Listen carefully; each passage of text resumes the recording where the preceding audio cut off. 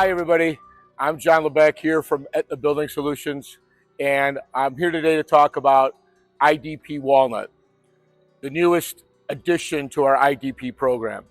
What does IDP stand for? IDP is imported decorative plywood, hardwood plywood that comes from Vietnam. The veneers are red oak, white oak, and now walnut, and the veneers do come from the United States, but the plywood is manufactured with those veneers on the face and back in Vietnam. It's part of our whole AetnaPly package.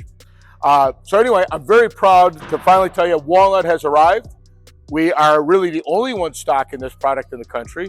Walnut came in just for Aetna. We've already opened up a package. We're really happy with what we see, and I want to uncover it right here in front of your eyes, what this walnut looks like. So really a darn good looking, plain sliced, A-grade walnut face. It's got good cathedrals in it. There's no sap in it. It's an awesome looking A-grade face. I don't even see pin knots, which is normally a standard for walnut. There's usually lots of pin knots. So very good looking face. This is the top piece of this unit. As I look at the rest of the unit, it's more of the same. Just a very clean looking panel. Also, when you look at the backside, these #1 backs had no sap in them. Sure, they had some pin knots. That's standard for a one back, but they had no sap in them. Really a great looking panel. This is available in 1/4 inch, 5.2 veneer core. It's available in 12 millimeter. It's also available in 18 millimeter. So domestically, that's a 1/4 inch, 1/2 inch, and 3/4 inch panel. We also tried something different with this. We bought in a B-grade walnut to see what it would look like, and we probably intend to UV fill it. This is for our customers who are doing interiors of kitchen cabinets, closets, and so forth. So the B-grade is probably going to be all UV filled.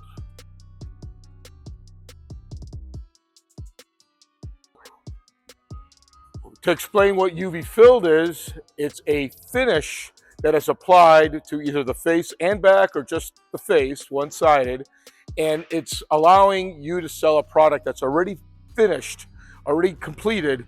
Your customer only has to cut it up and assemble it. They don't have to do any of the finishing on their own. Now, it's always a clear finish, which means there's no stain or color added to it, so it's always a clear color. But that's what the industry seems to want. Now for walnut interiors, which have in the past it was always been maple or birch interiors, now for a more expensive cabinet, either kitchen cabinets or just closets and other boxes, they're adding walnut to the inside. Where walnut really comes into play is when there's no door, when it's an open cabinet, even in a kitchen where you just want to display dishes and have no door, or maybe a glass door so you can see the whole cabinet. You'd rather be looking at walnut than maple or birch.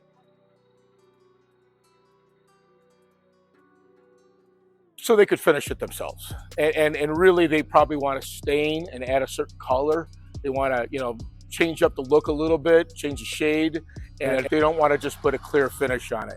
There's an extra charge. Typically about $5 a side, depending on who's doing the UV filling. At the most, maybe $7 a side at the high end, I would say, depending on how we're getting it finished. So anyway, the UV filling does come in 3 different sheens, really only 2 that we see being sold in the marketplace. So UV filling has been a standard medium sheen, which is about 40 to 50 sheen. That's called satin also. Today we're seeing a lot more interest in low sheen UV filled, and we will have further videos talking about UV filled later.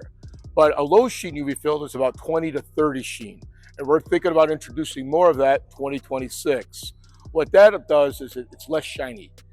All of a sudden, any of the defects that you might see because it's really shiny. Think of a car. Think of a Hot Wheels, a really shiny sports car. And if you put a high glossy sheen finish on it, you better not have any defects in that steel, any in that body. If you put a lower glass sheen on there, it doesn't pop out at you as much. So we're trying to hide any of those defects in the plywood by putting a lower sheen on it. It actually seems to be a trend in the industry than being not as glossy, less glossy. Walnut is one of the hottest species for the last 5 years, and it's used in many different commercial and residential applications. Uh, it's just got one of those classy looks that's been around for all my time of 30 plus years. So walnut has always been one of those traditional hardwood domestic species being used. In the last 5 years, it's become more popular. Plain sliced is normally the number one way it's produced and made. It allows for these cathedrals that we were kind of showing earlier. This is a cathedral right here. So that's what a plain slice looks like. You don't do walnut rotary cut, but another popular cut would be quartered cut. I did want to take a sneak peek on what our B grade walnut looks like. So what I kind of noticed in the B grade, and like I said, the plan here might be to UV fill it. This is the backside of the B grade walnut. It's a number 2 back. And what I noticed right away is it's mismatched, which is a standard in the industry. Even for a number 1, it's a standard to have a mismatched back. This is one set of veneers here. And as you move over to this side of the panel, this side does not look like this side. This is a different set of veneers over here. So they have a different look. The other thing I noticed is there's a little more sap on the B2 or the 2 back of the walnut. There's definitely more sap on here. Faces look really good for a B grade. So this is your face. And honestly, again, very little pin knots. The next sheet was the same way. I would say it definitely had more of a possible knot developing here that you didn't have in the A grade, but it's still an awesome looking B grade face. So one of the biggest concerns I see when selling plain sliced walnut is that the face doesn't have a consistent cathedral, doesn't have a consistent look like it should coming from a picture in the industry.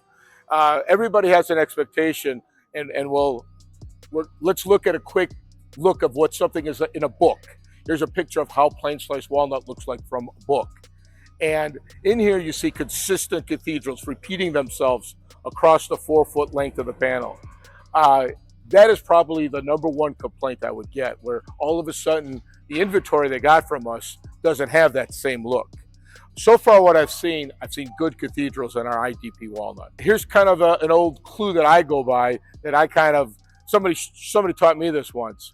When you're looking for cathedrals, if you don't have straight grain between the hearts, then the cathedrals don't point themselves out. They don't pop out at your eyes. The next probably would be how many pin knots are out there.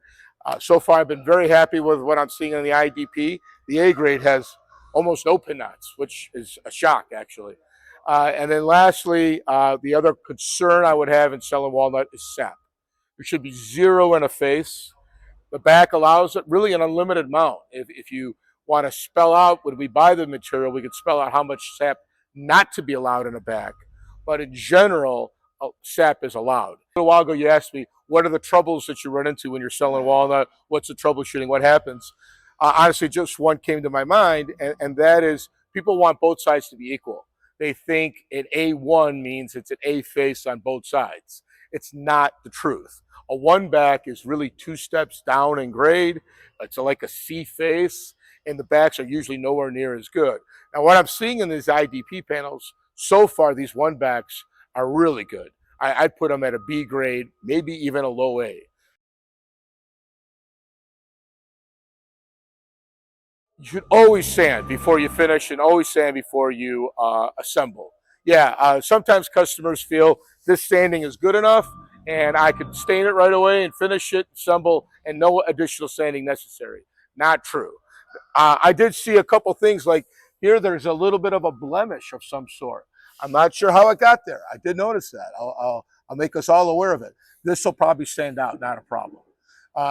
If you don't sand it, that's going to show up when you stain and finish it. Everything should be sanded to a 180, 220 finish before you apply your final stain and finishing.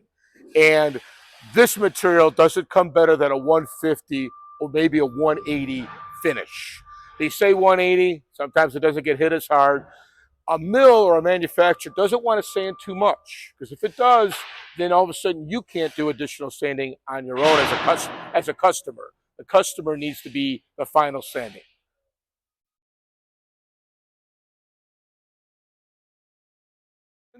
We've sold over 1,600 panels of IDP white oak and red oak in the last 6-9 months. And honestly, I've had great feedback in the marketplace. The veneers are really towards the higher end of the A grade scale, and they have been consistently a good quality A grade face. The red oak, a good quality B grade face. Have had really good rapport on both of them, white oak and red oak. I expect the same results from our walnut line. Good luck, everybody. Enjoy selling it.